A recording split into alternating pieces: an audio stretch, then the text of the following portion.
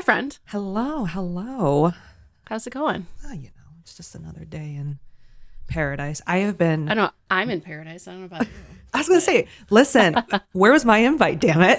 I know, right? Oh, this is just wishful thinking here. I wish that this cold. It snowed again a little bit yesterday, which I was like, why? I took the dog out and I was like, I took him on a walk and then I got ready for bed and all of that. And then, Jimmy comes home and he's like, there's like a half an inch of snow on the ground. I'm like, what?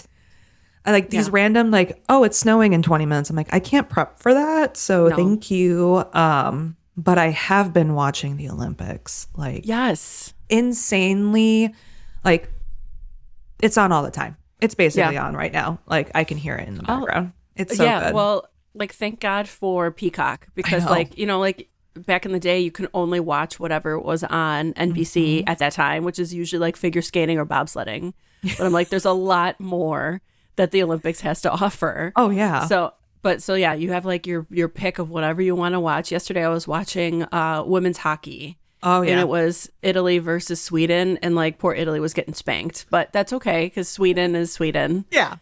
But yeah, I did watch figure skating yesterday. I think it was men's figure skating. Oh yes, you saw the Quad King, Ilya. Yes. Mm-hmm. Yes. In his backflip. What's with the name? Quad King. Is it the backflips that he does? How did he get that nickname? He is just, when he does quads, he can do 4 in a session. He doesn't get tired. He apparently his skate, I know nothing, but per Tara Lipinski, wasn't up to snuff of what he normally is, and I'm assuming it's probably nerves. This is his first Olympics, blah blah blah. But this man just him and I think the skater from Japan, they were above everyone else that I watched. I'm like, these two men can literally just spin up in the sky for hours. It's no problem for them. And I'm like, how do they not get dizzy? How do they not and they just keep going with it. It's wild. I mean, and they make it look so damn easy. Right. I'm sitting there and he did a triple sow cow, whatever. And I was like, and he didn't land it perfectly. And I was like, ooh. And then I went to myself and I'm like, check yourself, bitch. You have no idea how to do that. No idea. Do not. Yeah, exactly. It's so easy to from our couches and we're just eating Cheetos. Be like, I know. You whiffed that one. I do feel bad because I did hear about Lindsey Vonn crashing during her downhill. And I'm like, oh yeah, girl, I think. Wait, during the competition or the during the she competition, did again. She got airlifted out, and I haven't heard any update. So I'm assuming that ACL is it's donezo. It's donezo, and she's 41. She's not as nimble as her 22-year-old self. But I just feel bad. 16-year-olds. There's 16. Some of these people that are going downhill that they have you. And I was talking about this with my dad. Only teenagers can really do that competition, just because your brain is not fully developed yet, so you cannot perceive danger. So and you just, you know what I mean? And your body just recovers so much faster. Mm-hmm. I mean, I don't know, Lindsey Vonn, she's a legend, right? She's a beast. But yeah, I mean, 41, unfortunately. I mean, we're her age. I know. And I painted my master bedroom and my back hurts today. Right, exactly. No extreme sports are happening in us. No. But it did get me thinking, why, not in the winter, of course, but for Summer Olympics, I'm surprised that motorsport isn't a conversation of having a Olympic 24-hour race with the greatest, with just countries versus teams, right? I'm surprised that hasn't been brought up, because how fun would it be if they did a 24 hours of Le Mans type style racing, and it's just per country. I mean, that would be cool. And it is a very physical sport. You have to be prepared and train and work out. And, I never. And then it got me thinking. I was like, if there was a U.S. team for the Olympic 24 hours of Olympic Le Mans, right? Who would be on the team from the U.S.? Who would be the American drivers? I know when you think about all the drivers that are on the grid right now in IndyCar, it's probably 50-50? Probably less than 50-50. I would probably say Colton Herta. Yeah. Rossi. American. Okay, maybe not. Connor Zilic, I feel from NASCAR would do well. Okay. Yeah. But then I'm from F1. No, I don't want Kyle. I'm not rooting for Kyle Larson, No, but Larson. he can be but Larson, right? Like you have that. Mm-hmm. Who else? Like, I mean, Logan. Nolan. But there's really, who's another like Andretti? I mean, we could put Marco in there if you really wanted to. Hey, Marco, you want to unretire to do the Olympics? Yeah, right.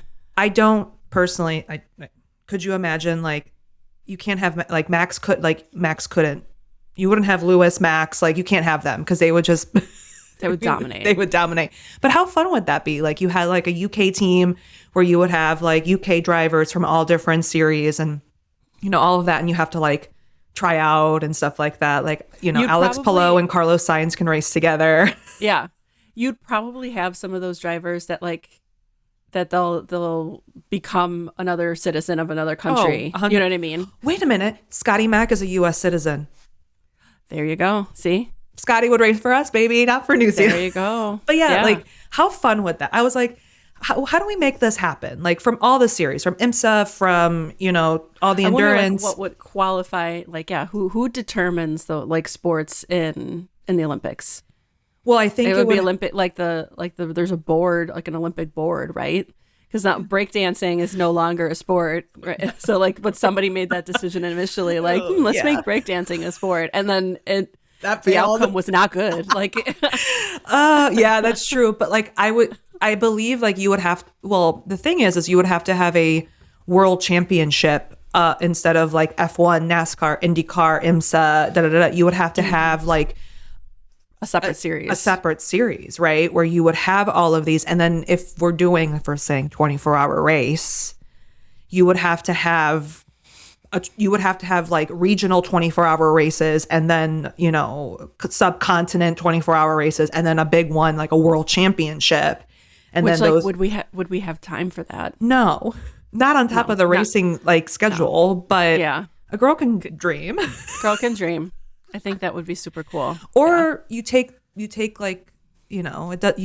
just sign up and then you race. I don't know, but yeah. But then who would be the manufacturers? Would Cadillac be the US provider and then Ferrari would be the Italian, but then not every country has their own provider. You know what I mean? Yes. I know it wouldn't be perfect, but it'd be fun. Cool. Yeah. It would be fun. It would be really fun. Yeah. I just want to see Colton Herta just race at everything. Yes. Or they could do drag racing. That'd be kind of fun. Oh yeah, we forgot about the NHRA guys. Do we want to include them in the Olympics? Should. Well, I guess it would depend on what other than the 24-hour racing, could we do other? We could. Probably Closed wheel, open wheel. Mm-hmm. It would be like the World Cup for soccer or football, depending on where you're listening from. But just for racing. We're gonna start our own governing body, do all that kind of stuff. That sounds good. Yeah. Yeah, there we go. Whoever's listening, make it happen. Yeah. Whoever has Olympic ties, please let us know. Drop us a DM. Oh my God. All right. Well, enough Olympics talks. We got some IndyCar stuff to talk about, so we probably should get started. Yeah, let's go for it.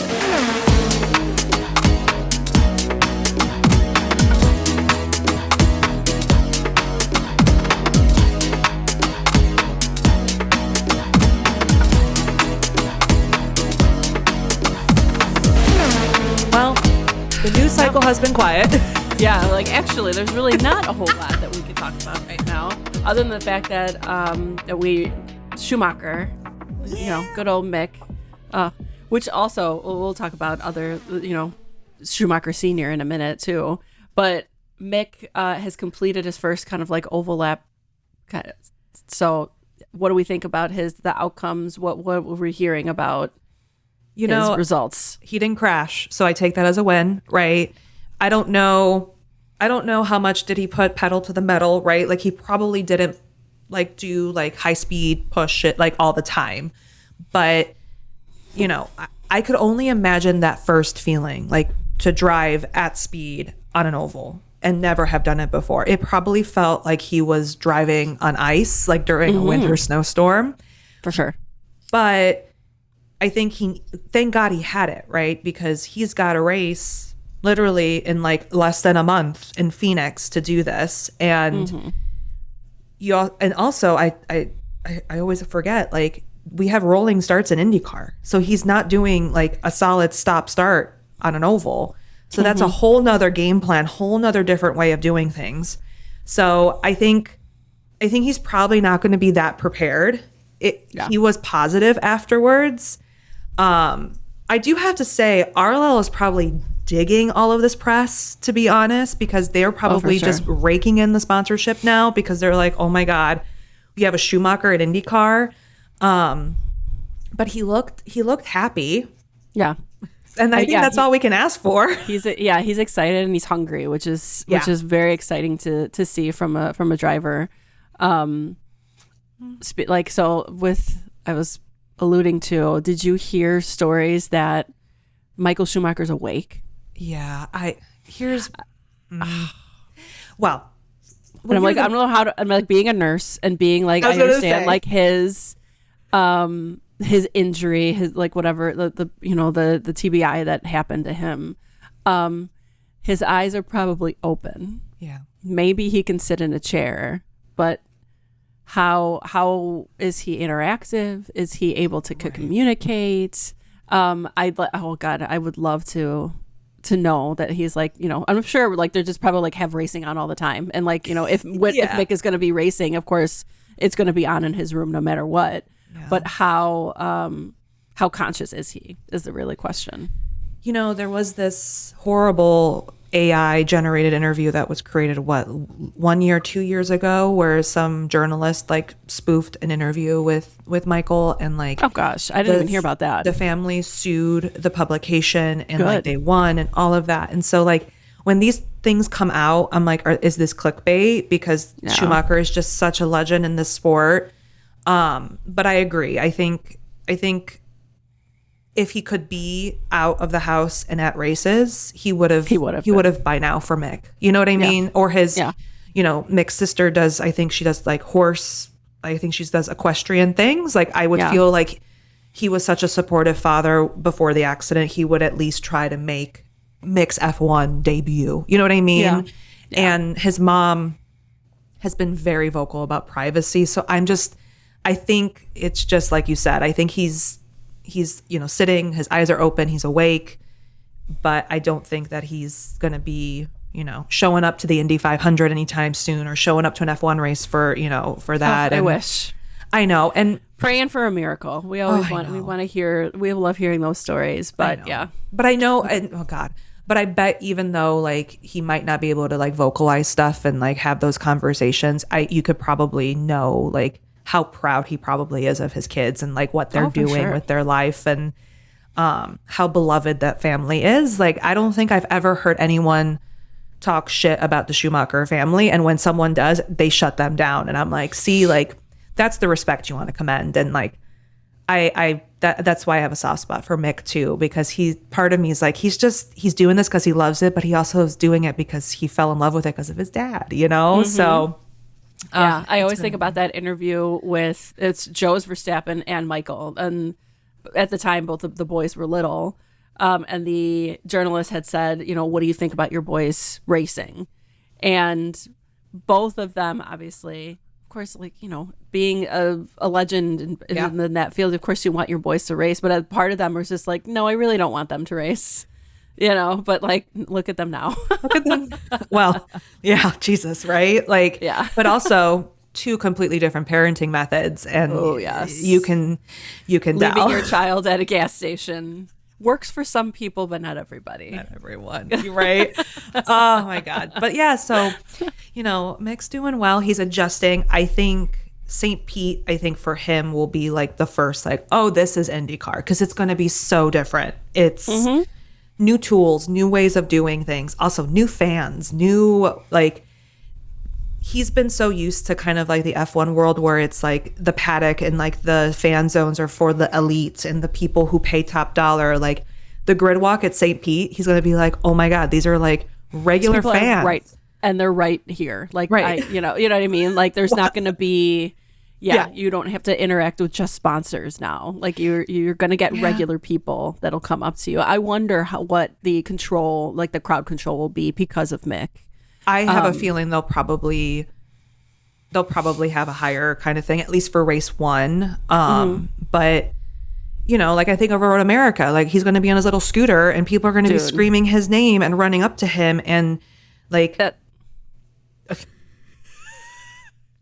speaking of who, but this boy needs to drop some RLL merch so that way we can, you know, but yeah, I have a feeling then that's what, you know, that's going to also be new for him because, you know, in WEC and in F1, like it was fanatic, but at least in some parts of the paddock, it's controlled. But in IndyCar, sometimes it's like full on access, baby. Like the moment you leave your motor car, like he's going to have to talk to Pato and be like, how do you deal with this? I wouldn't be surprised if he has security. I wouldn't be surprised if the first couple of races or even like the 500, he's going to have some, you know, some people being like, okay, you need to come back later.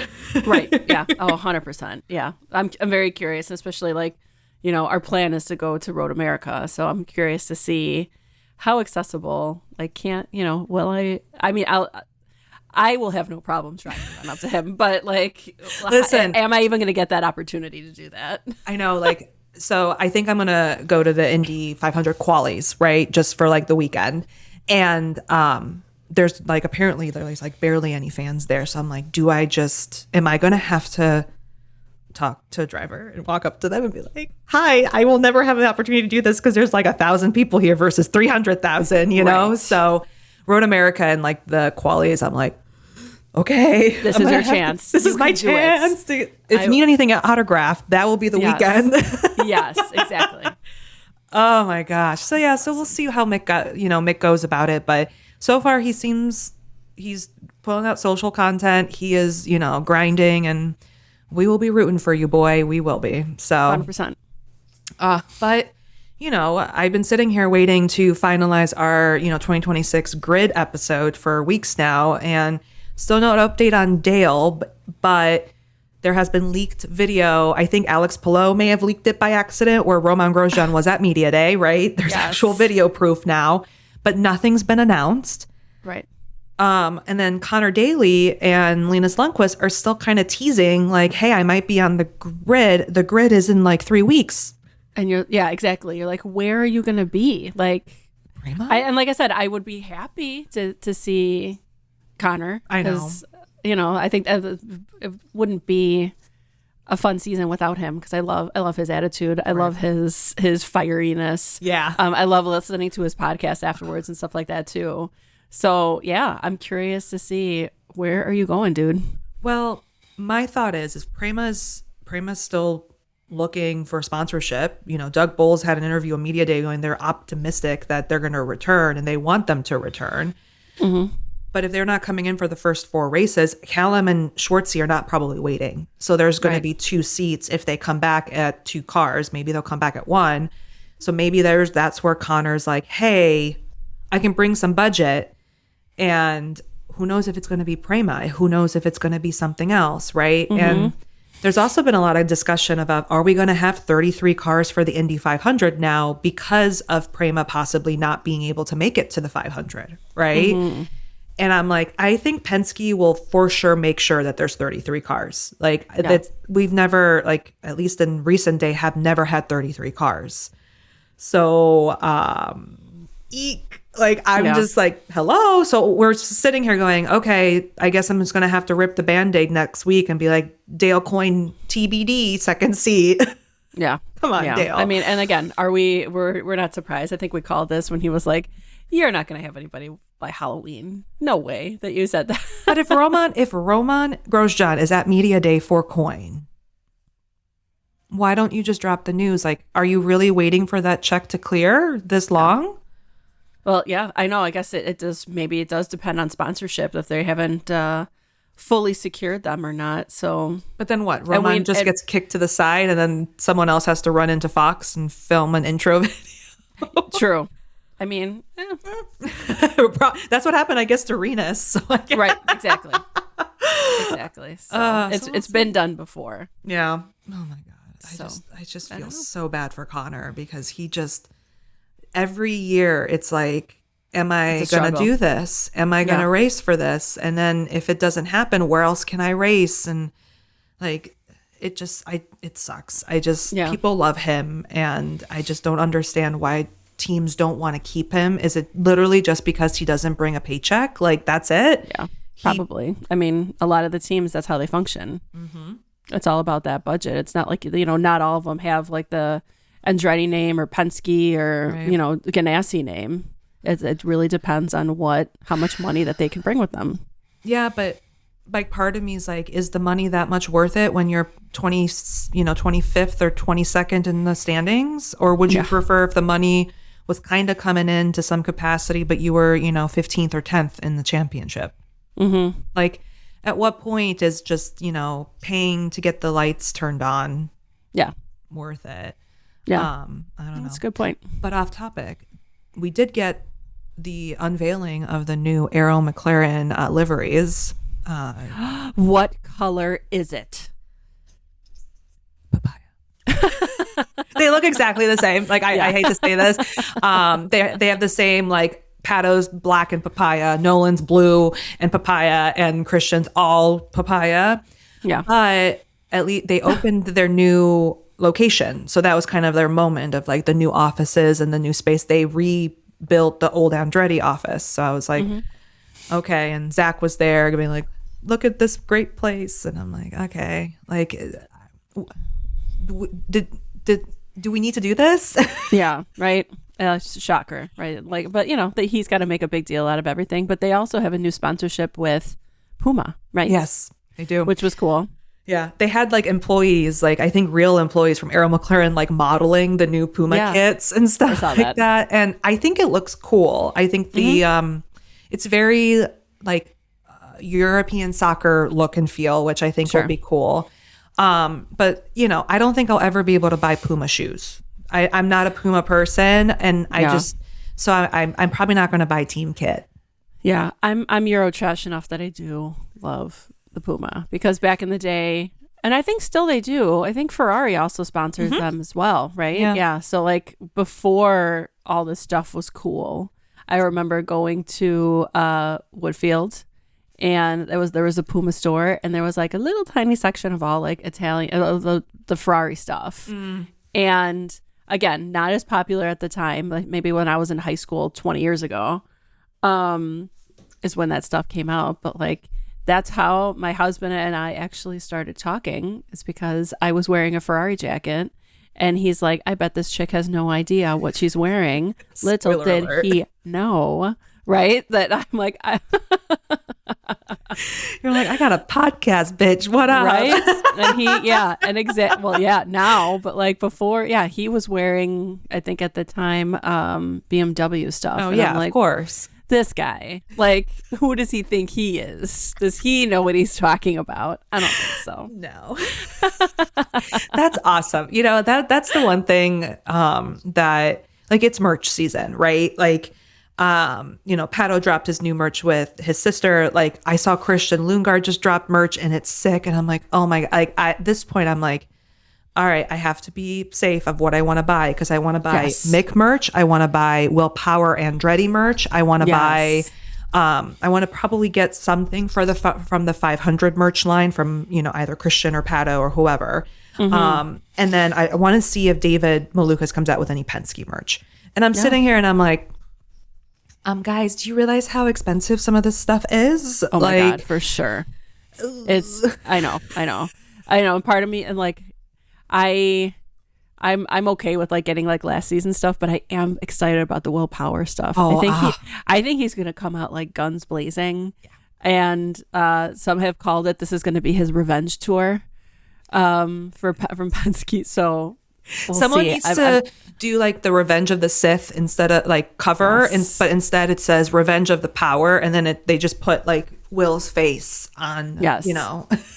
I know. And again, his commercial should be coming out soonish. I've heard nothing. And the Super Bowl's this weekend. So either we're going to get it this weekend or next weekend. It's got to be like on Super Bowl. It's going to be one of those commercials. So that and Pelosi, because we haven't heard anything from Pelosi either. No. But I did see Kyle Kirkwood is in the Honda commercial for the Olympics. Nice. I'm just sitting there watching, and it says Kyle Kirkwood. I literally had to pause the TV and go, what? Like, wait a minute. Yeah, I saw your text message yesterday, and I was like, I haven't seen it yet. So I got to look at it today. But it got me thinking, of course they wanted to include racing, but Honda's not sponsored by Red Bull anymore. So they couldn't use Max or, Isaac or whoever. So they went to IndyCar, and I'm like, well, and you want the American, right? Exactly. You want to have an American sponsor. Yeah.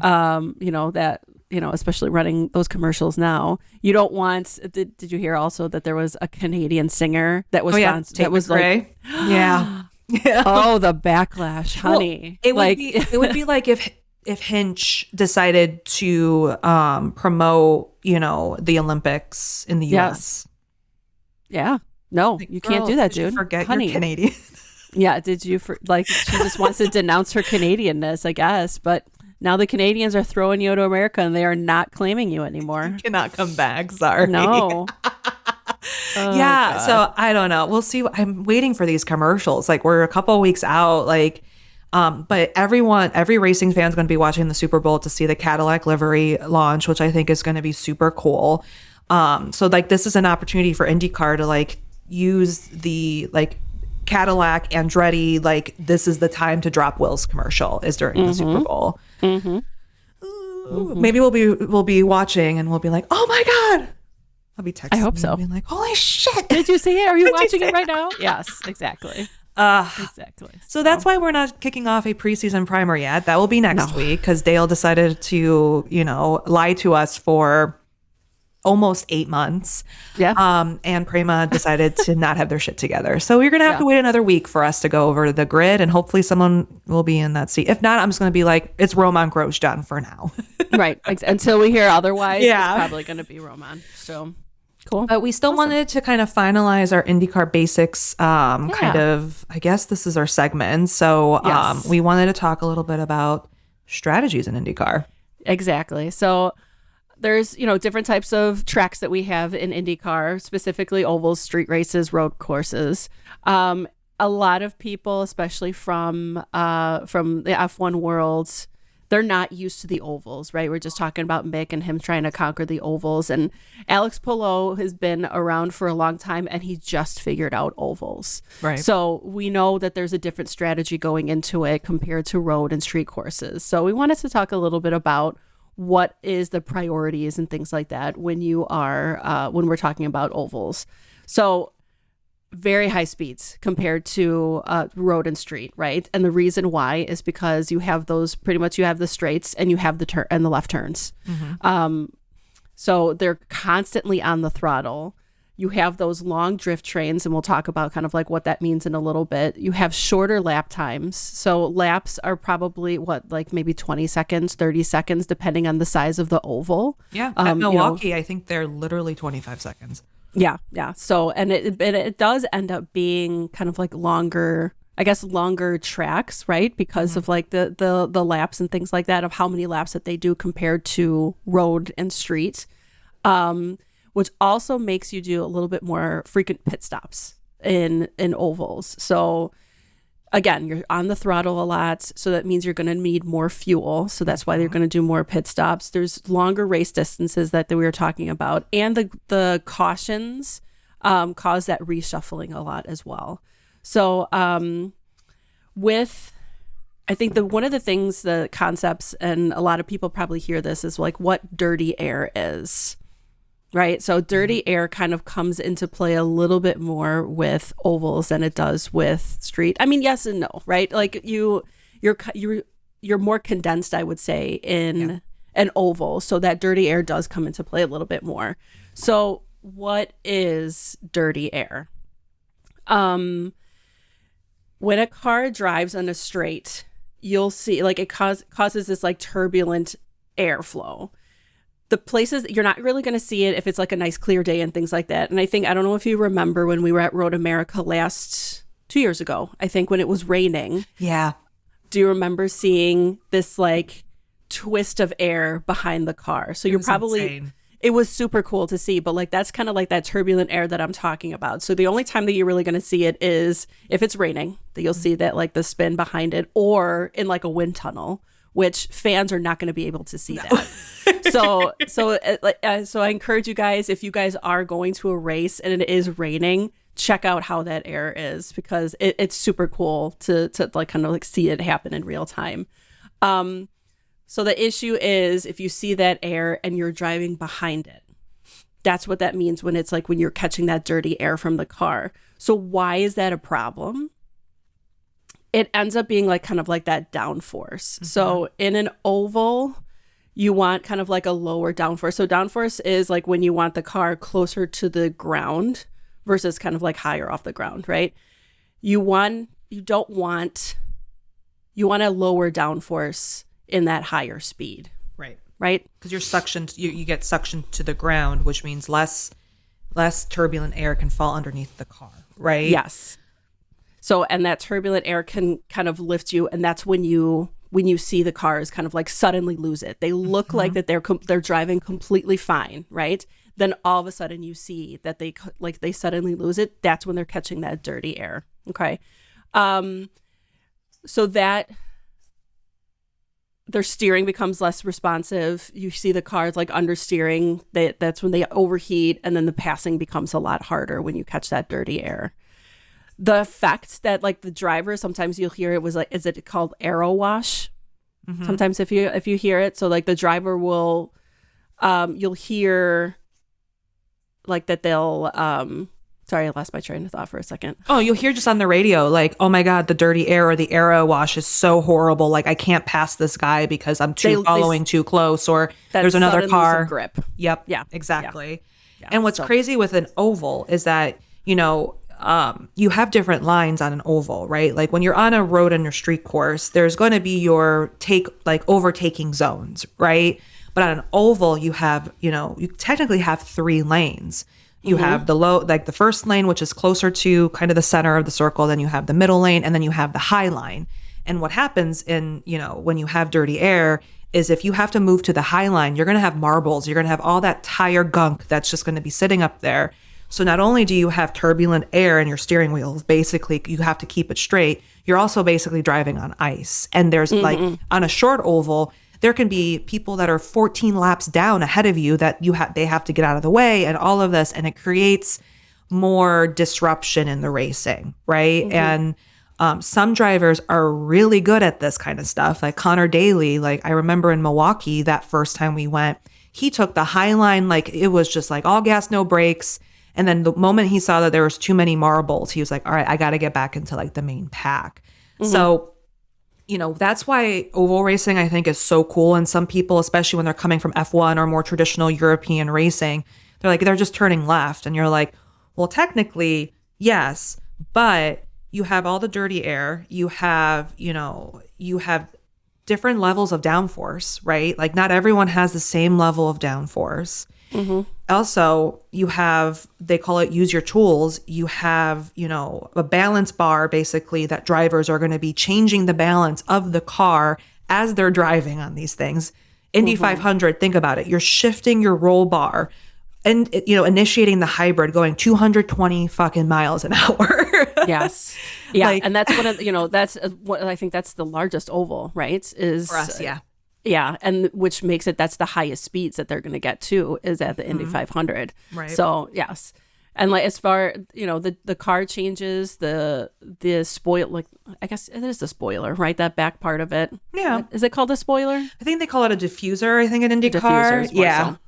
So. Okay, but that's going to change too, just because of, again, the different types of downforce. So those are different things that you're looking for in the oval. Again, you're drafting your fuel cycles, your pit timing, and things like that. That's the big priorities for a driver, for a team in an oval versus road and street. Yeah. And that's why attenuator gate was such a hot topic, last year, because, Penske was saying they were taping the attenuator down for like aesthetic things. It wasn't made for like aerodynamic, support. But in reality, when you tape something down that's supposed to have a little lip to it, you're getting more slick air, which makes, even though it might just make you 0.0000005% faster, it's still technically... It's an advantage. It's an advantage, even though IndyCar didn't think of it as an advantage enough, but it's still an advantage, right? And so even though IndyCar is a spec series, the diffuser and the the downforce levels, those are the things every driver and every team can change. So, Pato is running a different package versus Christian versus Nolan, right? Even though they're all on the same team. They all have different ways of how much downforce. And that's why it gets scary, like when you get in the dirty air. Like, remember when Kyle Kirkwood lost it and then flipped? It's because there was just too much, one, gravity and G-forces, but you have all this air whooshing under the car. It's going, that's why they've done so much to prevent cars from flipping. In NASCAR, they have those little flaps that engage when they crash to try to not have the air flip them because they're open, so they're closed wheeled. So air, it's crazy to think how much air is scary. And we deal with it even driving our road cars, but our cars are so big and heavy that we don't drive at these speeds where we can feel like when you're on a highway and a truck passes you really fast, that's turbulent air. When you're like, oh my God, right? Like, and you think about like if you're driving an SUV versus if you're driving like a sedan, like the center of gravity of those cars, that's why it makes it so much easier for those SUVs to flip over. Yeah, so we deal with it every day, but just not at the level of these incredible drivers.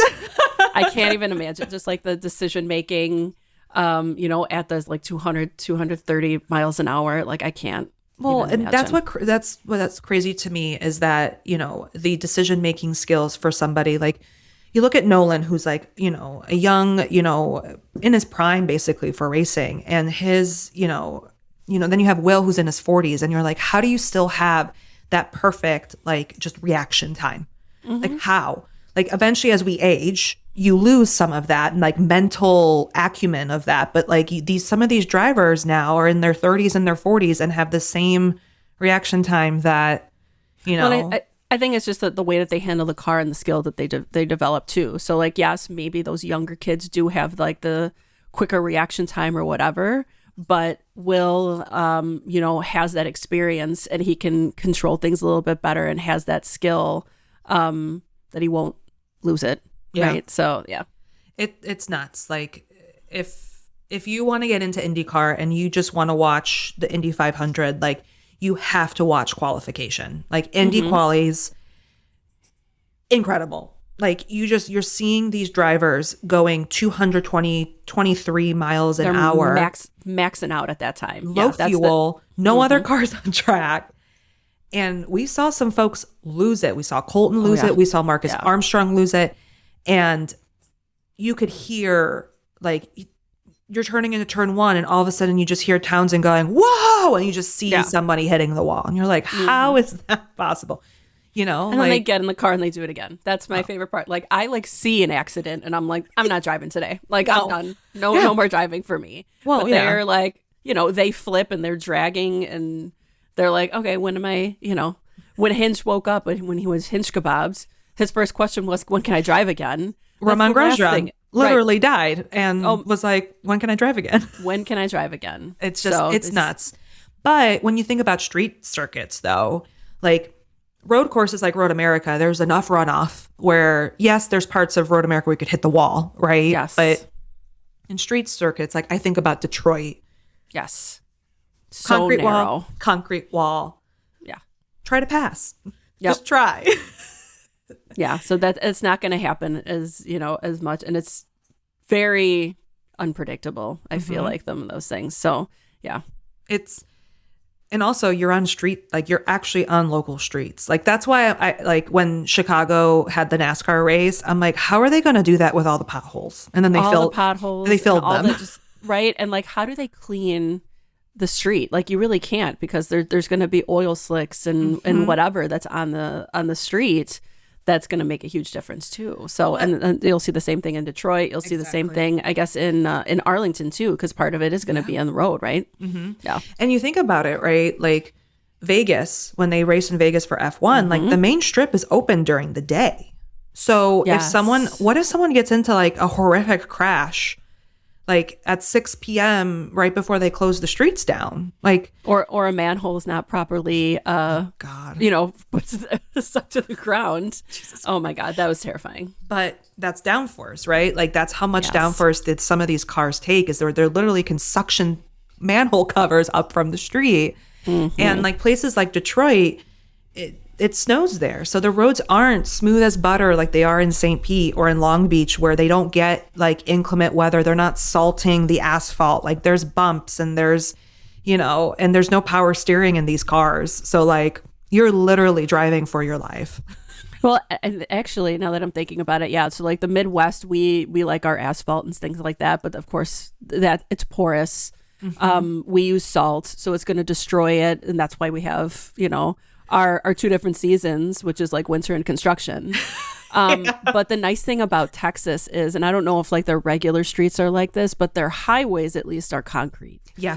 So I don't know. They're probably most of their streets are concrete too. So that probably comes with its own set of problems. But you're not going to deal with asphalt type issues. Yeah, it'll be interesting to see. And also, like in Phoenix, even though they're on a super speedway, it's March. It can be 65, 70 degrees and sunny, or it can be 85 or 90 degrees and you're dying, right? And so like the tires will just literally gunk up to the asphalt. Yeah. Like it's just, and they're fortunate that their first couple of races are places where they don't get a lot of inclement weather. But like Iowa, for example, like that track just sits empty during the winter and just gets pummeled with ice and snow and sleet and salt and blah, blah, blah, blah, blah, blah, right? And then they can't, they're racing into it and there's literally just like off ramps basically for these cars because the bumps are so big. And you're like, how do they not wear mouth guards like when they're racing on some of these tracks, like in their helmets? I know. Because I can just imagine the vibration of their teeth into their skull while they're like going over some of these. Like the smallest bump can create like the biggest impact. So for sure, it's. I wonder if they chew on that the what's it called, like the straw that's in their mouth or something like that. Maybe. Probably. Well, right? It's hot water just pumping into your mouth, so I would not want to take any of the water out of the car anyway. Right. But F1 drivers are spoiled. Like every track that they go to that is a street course or whatever, primarily it's either in an area of the world where they don't get inclement weather or they purposely resurface it frequently so it's not, pothole central. You know what I mean? Right. Like yeah. Monaco's rich enough that they probably resurface it like every week. Probably. They're probably like, oh, some billionaire just moved in. Oh, great. We have streets for the next 10 years.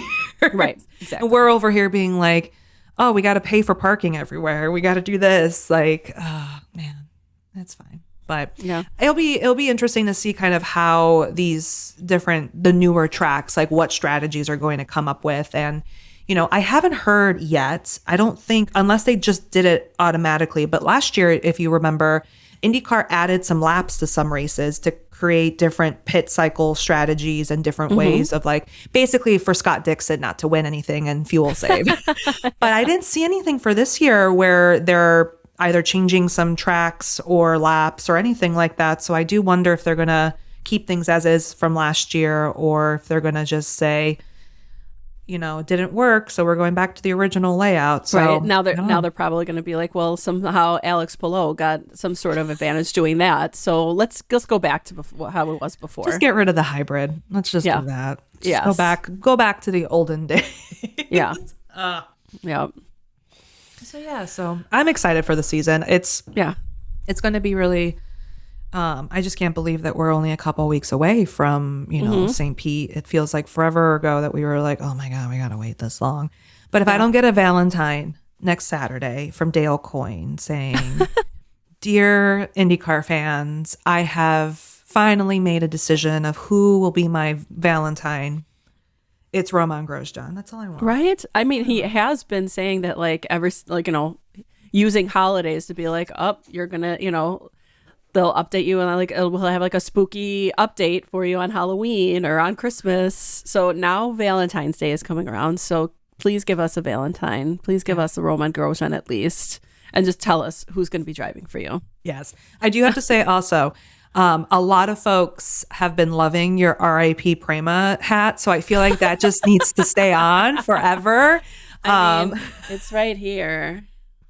That's it. You just got to rock the RIP Prema hat forever. People loved it. Yeah. There we go. You're welcome, everybody. I want you to go to a grocery store and people be like, what the fuck? What are you talking? Like, yeah. I wore, You know what? You do get some people that'll be like, well, what is your hat? I wore an ECR hat to Whole Foods once. And I did get like, well, what does ECR stand for? And I'm like, well, let me tell you a little story about. I bought, when, I think this was like, 3 years ago when they went to Austin, McLaren dropped like football jerseys. So I got a Lando McLaren football jersey. I was wearing it yesterday when we went out to breakfast. And someone was just like, what NFL team is that? I'm like, it's not. It's a racing team. And the guy was just like, okay. And I'm like, if you don't know, you don't know. So just I'm not going to sit here and explain it to you. Google Lando Norris and you'll know exactly what it is. But I love it. I love when people are like, what are you wearing? And like, I got my new Cars Lattes and lip gloss shirt. Oh, I love it. Wait, from Pato. I was going to say that's the Pato line. Yeah. From his sister's line. Love it. I'm like, I don't wear pink, but I feel like it's February. And I got my Ferrari red nails. So I was like, okay, I will rock this color for this month. Yeah, absolutely. I love it. As I'm saying, I'm not going to buy merch. I'm literally wearing brand new fucking merch. I know. That's fine. Whatever. How's the quality of that t-shirt? It's nice. Is it like cotton or what is it? I think it's a blend. Okay. But I definitely wouldn't dry this. Just because it's a little bit more puff painty versus like embroidered. So that's gonna lose a lot if you throw it in the dryer a lot. But it's a crop, but it's not like teenage crop or it's like to here. So thank you, Elba, for not having this be a super, super short crop top for us. But I'm just waiting for new hats to drop for Pato. Like I have been buying at least one Pato hat every year, and primarily a lot of them have been the same. So I outside of the award racing one that Elba did last year, I don't want to buy white hats anymore because I wear makeup and the insides get all gross and dingy. So I'm like, please drop some fun hats. So I'm hoping Will Power drops like a beautiful black on black on black lineup with like a neon yellow. Oh, I hope so. Because that'd be super cool. If Pato doesn't come up with anything cool for the 500, I'm definitely going to be having to buy some of that. And then I do have my Cusick Motorsport hat that I gotta wear, but it's black on the inside. Oh, is it black on the inside? Yes. Oh, good. So at least I have that. So it's not like I take it off and it's just like, hello, foundation. I know I can get something for it, but like, no, dark hats. No. Mm-hmm. At least the Prima one, like it looks like it's squishy and it's fun and it's comfy. But some of the hats that I've gotten feel like I'm wearing like sandpaper on my head. So I gotta. Yeah, and this one, it's like, you know how some of it's like the golf t-shirt, kind of like, which that's comfortable because I like that stretches. Yeah, the ECR ones are really stretchy. So yes, and it's a nice summer hat. Yeah, they should do a Splenda yellow. I would love to get a Splenda yellow ECR hat. So maybe I would like the baby blue. I like the baby blue one too. I know every time I rebuy coffee from Java House, like I get my pods, I always look at it and I go, I should just add this to my cart. But then I'm like, do I need another hat? So every 3 months, I'm always looking at it and going, oh, baby. Is it the same hat? Like they have, it's the black and the blue one? Yeah, and the white and the blue, yeah. So I'm like, maybe. But I want to wait. I want to wait to see if there's anything special for the 500, and then I'll probably end up buying it from Java House. So, But anyway, well, thanks for listening to kind of this, one-off podcast as we wait for everyone to get their shit together for the season. We hope you enjoyed listening.